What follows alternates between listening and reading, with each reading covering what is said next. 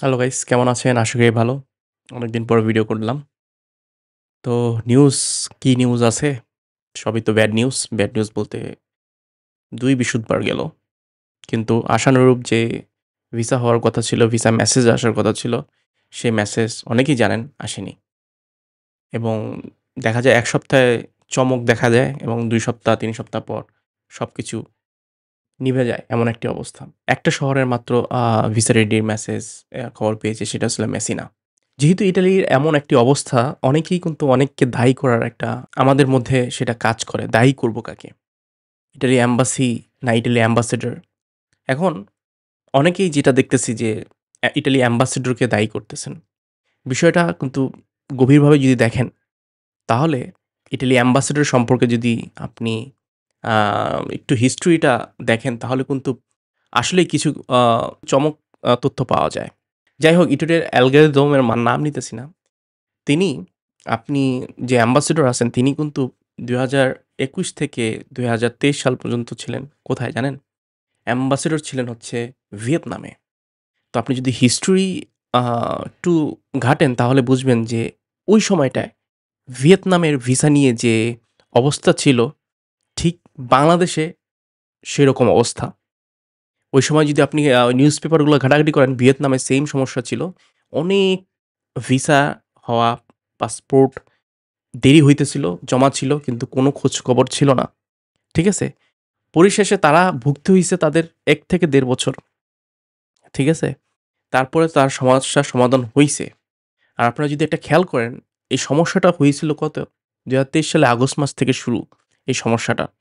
এবং কাকতালীয়ভাবে হোক, তিনি কিন্তু সেই আগস্ট মাসে ২০২৩ সালে অ্যাম্বাসেডর হিসেবে যোগ দেয়। যাই হোক, দিস ইস আ ফ্যাক্ট এবং এক হাতে তালি বাজে না। কিছু, কিছু ক্ষেত্রে আসলে এটা বোঝা যায়। ঠিক আছে? তিনি এখন সে বিষয়ে কি ব্যর্থ? এখন সেই জিনিসটা হিসাব করলে কিন্তু তিনি এই দায়িত্বে ব্যর্থ এবং তার জন্য এই অবস্থা হইছে। এখন যদি হিস্ট্রি ঘাটেন এটা আর কিছু বলার লাগে না। ওকে? অনেকেই তাকে অনেক ধরনের বডি শেমিং করে। বডি শেমিং বলতে এটা আমি বডি শেমিংই বলব যেহেতু তার মাথার চুল নাই টাকলু বলে। আমি তাকে রাকলু বলব না। কেন বলবেন? টাকলু বলাটা উচিত না। কয়েকদিন পর আমারও এরকম অবস্থা হয়ে যেতে পারে। যাই হোক, সেটাতে যাবেন না। তাকে আবুল হায়াত বলবেন। ওকে, ওকে? আচ্ছা, ফান ইস দ্য পার্ট। এখন আসি, আপনারা যারা কোয়েশ্চেন করতেছেন আমাকে যে, "ভাই কিভাবে কি করলে তাড়াতাড়ি রেসপন্স পাওয়া যাবে এম্বাসি থেকে বা আমার ভিসাটা তাড়াতাড়ি হবে?" দেখেন এই জিনিসটা একটা পারফেক্ট একটা উদাহরণ দিই আপনাকে, তাহলে বুঝবেন। আপনি আপনার সমস্যার কথা কাকে বলতেছেন বর্তমানে? অবশ্যই আপনার মাধ্যমকে। যে, "ভাই আমার ভিসার কি অবস্থা? কেন রেসপন্স আসতেছে না?" ঠিক আছে? ঠিক সেম কোয়েশ্চেন আপনার মাধ্যমকে কে করতেছে জানেন?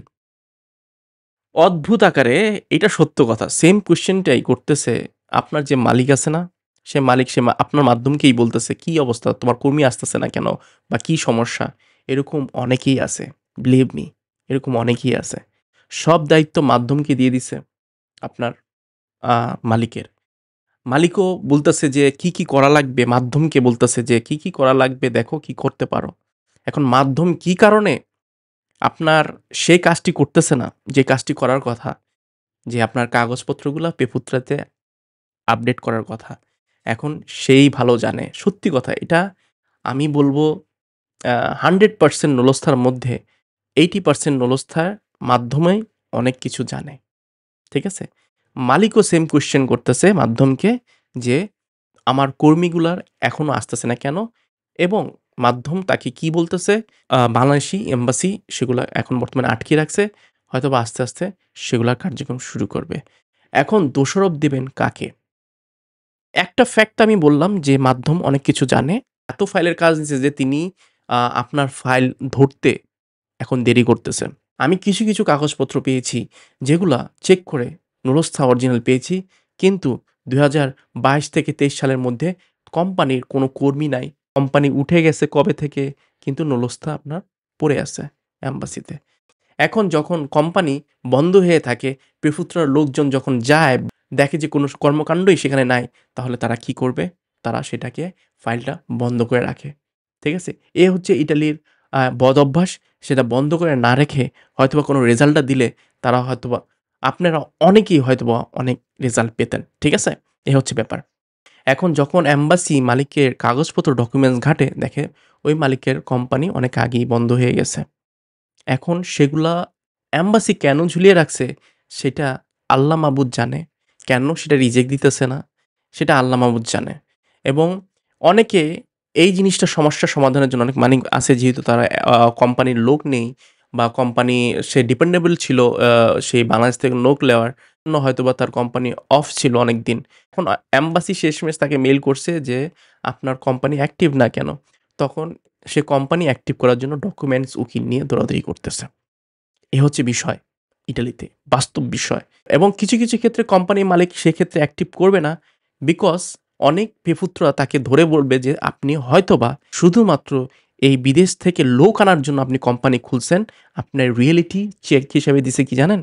সো হয়তোবা আপনি কোম্পানি বিজনেসের জন্য খুলেননি, আপনি মানব পাচারের জন্য খুলছেন। অনেকেই এজন্য পেপুত্রাতে এসব ডকুমেন্টসগুলা দেখাতে পারে না। অনেক মালিক, উকিল হয়তোবা এসব কাগজের গন্ডগোলের কারণে যেতেও পারে না পেপুত্রাতে। This is the true fact. এখন ওকে, এগুলো তো গেল ২য় নম্বর ফ্যাক্ট। এখন আসি মেইন ফ্যাক্টে। ফার্স্ট অফ অল, কারা তাড়াতাড়ি পাবে? ফার্স্ট, যদি আপনার মাধ্যমের সাথে আপনার যোগাযোগ থাকে এবং সেই মাধ্যমের সাথে মালিকের যোগাযোগ থাকে, ইনশাল্লাহ একটা ভালো ফলাফল অতি শীঘ্রই আপনারা পাবেন। আর যাদের এইখানে মাধ্যমের সাথে আরেক মাধ্যম আছে, ওই মাধ্যমের সাথে আরেক মাধ্যম আসে, মানে ৪-৫ হাত হয়ে গেছে, মালিকের সাথে কনট্যাক্ট নাই আপনার মাধ্যমে, তাহলে কিন্তু বিরাট বড় সমস্যা হয়ে যাবে, ঝুলেই থাকবেন। এখন আরেকটা বিষয় আমি ক্লিয়ার করে দিই। আমি যাদের নুরুস্তা চেক করছি এবং 100% সিওর হয়েই আমি বলছি যে তার সবকিছু ঠিক আছে, ঠিক আছে? এখন আপনারা আবার প্রশ্ন করতে পারেন যে, "ভাই আমার কোম্পানিটি কি অ্যাক্টিভ আছে কিনা?" হ্যাঁ, কোম্পানি অ্যাক্টিভ আছে দেখেই আমি বলছি সবকিছু ঠিক আছে, ঠিক আছে? আর যাদের কোনো ঠিক নাই তাদের কিন্তু আমি বলেই দিছি, ঠিক আছে? তো এই বিষয়টা আমি ক্লিয়ার করে নেই। যেহেতু আপনারা আবার প্রশ্ন করতে পারেন হয়তোবা, তো সেটা ক্লিয়ার করে দিলাম। এখন আপনার অরিজিনাল অবস্থা, আপনার কোম্পানি সব ঠিক আছে, আপনার মাধ্যমের সাথে মালিকের যোগাযোগ আছে।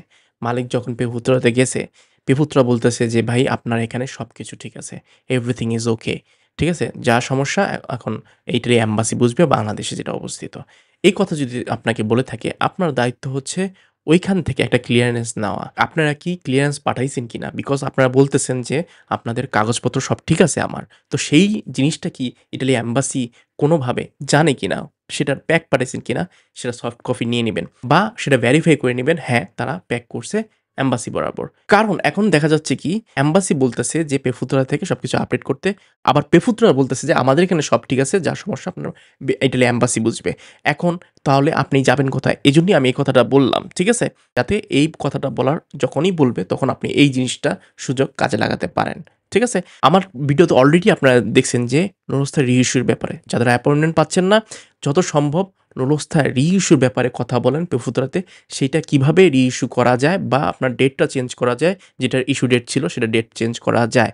সেটা পেফুতরাই জানবে এবং সেটা আপনার উকিল যে আছে, বারবার বলতেছি উকিল আছে, যদি বারবার বলতেছি এটা করতে কোনো টাকা পয়সা লাগে না রিইস্যু করতে। হয়তোবা অনেক পেফুতরা এগুলো করতে চাবে না, বাট আপনি ওই যে যেটা বললাম, আপনাকে একটা কনফার্মেশন ইটালি এম্বাসি বরাবর দিতে হবে যে এইখানে সব কাজ শেষ।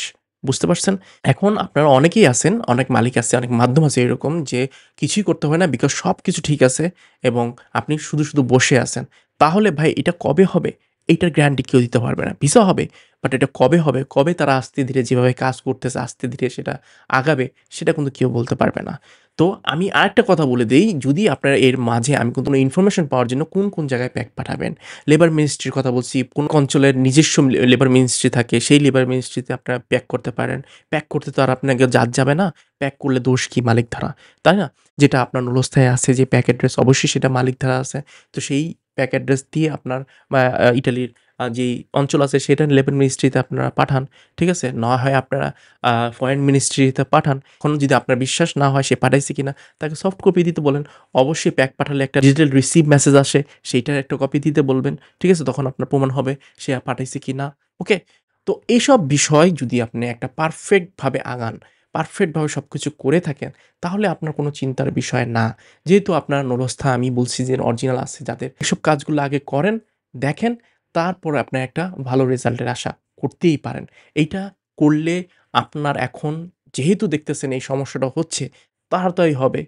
কিছুটা আপনি আগিয়ে থাকবেন অন্যদের তুলনায়। এখন দেখেন আপনার কিছু অঞ্চলভিত্তিক কাজ হচ্ছে মাঝে দেখা যায়, আবার কিছু কাজ অঞ্চলভিত্তিক হচ্ছে না। এইটা কমপ্লিটলি এখন শ্যাডো আকারে হয়ে গেছে, একটা পুরো শ্যাডো।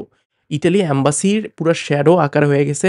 এর মূল রিজনটা কি ধরলাম, এখন ফেক নুলস্থা অনেক জমা আছে। এই যে টাইমগুলো যে নিতেছে এটা মেনে নেওয়া যায় না, এটা মেনে নেওয়া যায় না ভাই। 2-3 বছর চলে যায় একটা ওয়ার্ক ভিসার ক্ষেত্রে। This is not a joke. Okay, so আজকে কিছু ইনফরমেশন হয়তো বা দিতে পারলাম, আবার অনেকের হতাশ করলাম, যেহেতু অনেক নিউজ দেওয়ার কথা ছিল। না আসলে কি করব, যেহেতু আমার সাবস্ক্রাইবার অনেকেই আছেন, নিউজ মেসেজ আসার থেকে তো আমি নিউজটা দেই। তো আপনারা কেউ মাইন্ড করবেন না, যতটুক পারি, যতটুক সম্ভব আমি ইনফরমেশন দেওয়ার চেষ্টা করি। আর যেটা বললাম, যাদের নুলস্থা অরিজিনাল আছে চেক করে পাইছি, তারা এই কাজগুলা এখনই করা শুরু করেন। ঠিক আছে? মাধ্যমকে যেভাবেই হোক কমিউনিকেশন রাখতে পারবেন, বরাবর কমিউনিকেশন, দুভাবেই কমিউনিকেশন হতে পারে। আপনি পেপুত্রা থেকে এম্বাসি, এভাবে একটা কমিউনিকেশনের ভেতরে যেতে বলেন মানিক নিয়ে। ঠিক আছে? ভালো থাকবেন। বাই।